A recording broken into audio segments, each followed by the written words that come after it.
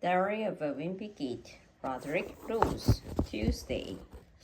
When I got to school today, everybody was acting all strange around me. And at first, I didn't know what was up. Then I remembered I still had the cheese touch from last year.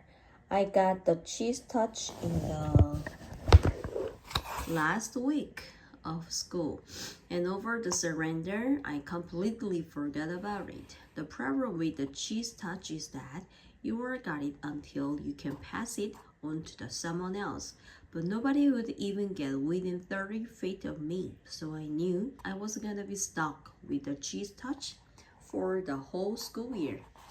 Luckily, there was a new kid named Jerry Pinto in homeroom, so that took care of that problem.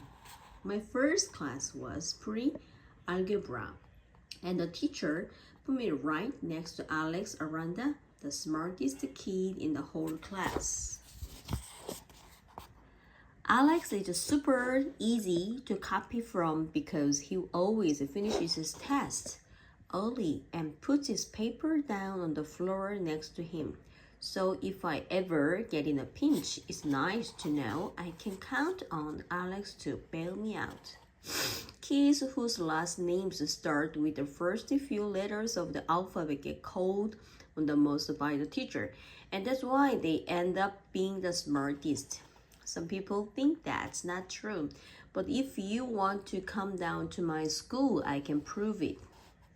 I can only think of one kid who broke the last name rule, and that's Peter Otter. Peter was the smartest kid in the class all the way up until the 5th grade.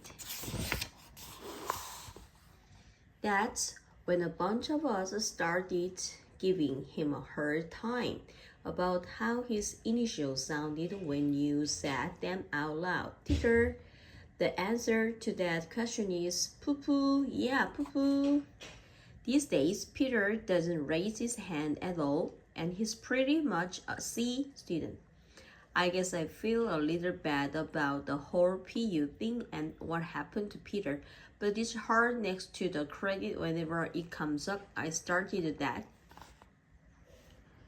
Anyway, today I got pretty decent seats in all my classes except the 7th period history.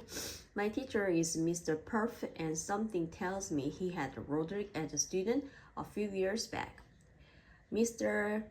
Heffley, you will be sitting in the chair next to my desk.